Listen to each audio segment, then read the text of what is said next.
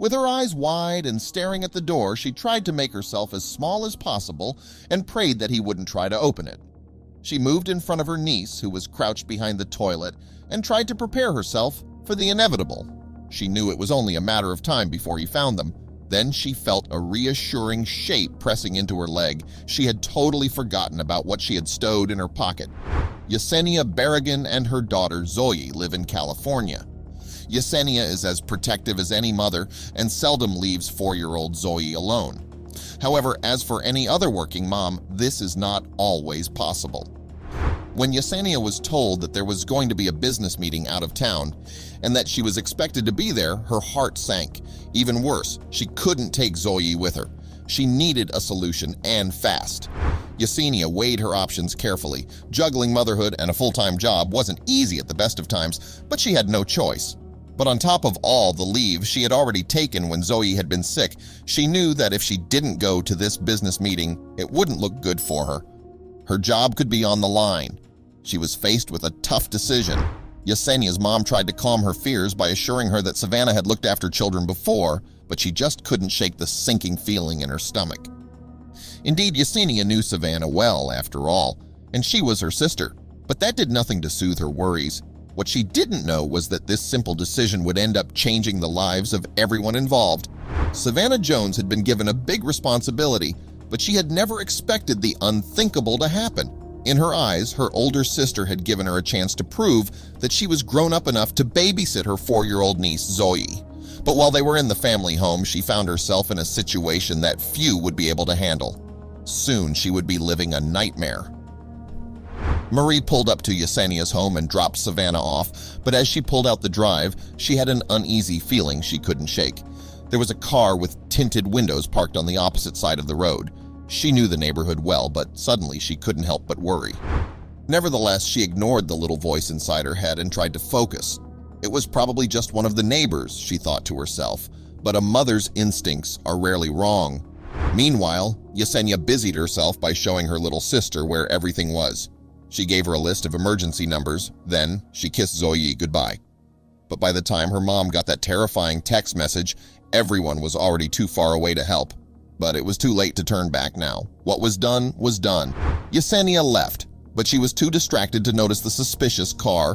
What was done was done. Safely inside, Savannah asked Zoe to show her her toys, which she happily pulled out of the toy box in the lounge. Then the pair cuddled up on the sofa to watch a Disney movie. Surely nothing would happen in this quiet neighborhood located in Montclair, California. It was around 3:30 p.m. Savannah and Zoe were singing along to Frozen when they heard a knock on the door. She turned the TV off and walked into the hallway to see who it was. She didn't expect Yesenia to come back for days, so who could be at the door? Was her sister expecting a delivery? But when she looked through the peephole, she knew something was very wrong. There was a man at the door. He was wearing a hat, and Savannah couldn't make out his features clearly, but she instinctively knew that something just wasn't right about him. Although she didn't recognize him, he didn't look like a salesman, and he definitely wasn't an official. So what did he want? Savannah quietly crept away from the door, hoping that if she ignored him, he'd go away. But she was so wrong. The man continued to knock on the door for a few minutes, and then the knock stopped. Savannah let out a sigh of relief, but it was short-lived. To her horror, the doorknob began to rattle. Whoever the man was, he wanted to get in. Thankfully, the door was locked. Then, the knocking began again. This time, the knocks were louder. Savannah's heart leaped into her throat. If the man wanted to get in, she knew he would. What could she do? They were trapped. Any minute now, the man was going to burst through the door. She had to think fast. She grabbed Zoe and sprinted down the hall to the master bedroom. But would the girls be safe there? Savannah looked around, calculating. The bedroom had a door, but where was the key? She didn't have time to find it. Panicked and terrified, she looked for a place to hide. Then she saw the master bathroom. Without another thought, she scooped up her niece and ran inside, slamming and locking the door behind her. Then she heard a sound that made her blood run cold. The man, emboldened, was not going to wait to be let in. Savannah heard the sickening sound of wood splintering as he broke down the front door. She gathered her wits and told Zoe that they were playing a game, but she couldn't keep her voice from trembling. She whispered that Zoe must be as quiet as she can. They couldn't make a sound. Savannah could hear the man inside the house now, stomping around.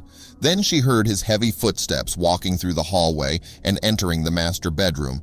She told Zoe to hide behind the toilet, and she crouched in front of her, readying herself. She was going to make sure that nothing happened to her niece.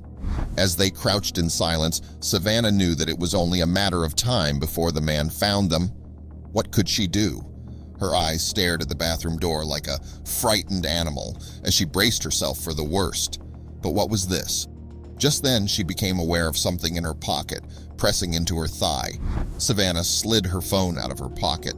How could she have forgotten that she had it? Now she could get help, but would help come in time? She frantically texted her mother with shaking fingers, but autocorrect made the first message unintelligible. After sending "I'm baby," she tried again. "He is inside, Mom. He's gonna hear me," she wrote. While she was waiting for her mom's reply, she could hear the man walking around the house, opening doors and rifling through cupboards. When Maria finally read her daughter's message, a chill went down her spine, but she was too far away to do anything, and emergency services would take too long. But she knew she had to do something. Meanwhile, the girls waited in silence. They could hear the man ransacking the house, but Savannah prayed that he wouldn't try to get into the bathroom. "I kept staring at the door and hoping he wouldn't try to open it," she said. Then, after what felt like hours, she got a text back from her mom. Maria had called a neighbor, and it wasn't long after that Savannah heard another man's voice echoing through the house. Relief washed over her in waves as she heard the intruder, spooked, begin to scramble. He sprinted down the hall and pushed past the neighbor before disappearing out of sight. Soon after, the police arrived on the scene. Thankfully, the man had only ransacked 2 rooms in the house, and everyone was grateful that he hadn't found the girls hiding in the bathroom. Montclair police officers, including a K-9 officer, conducted an extensive search for the home invader, but despite his scent being on just about everything, the man had escaped. Then, Maria and Savannah's sister arrived on the scene. Obviously, Savannah's mom and sister were extremely proud of how she had taken control of the situation. "She was very smart and brave," said her sister Yesenia. "She did everything right." But Savannah, understandably, has mixed feelings about the situation. Her main concern is that the man was never caught and is still out there. Today, Savannah Jones is working with her family to process what happened that fateful day. She says that she is still experiencing a range of emotions. Relief, and then knowing that he's still out there, I don't know, scary, she told a local news station. She described the intruder to the police, and the investigation is still ongoing. The police in the Montclair area are still looking for him, though, and are confident he won't go back to the Jones house anytime soon. Savannah's story is a valuable lesson for any young babysitter who is left alone in a house. Always keep your phone with you, never engage a home invader, and remain calm so that you can come up with the best way to keep yourself and your charges safe.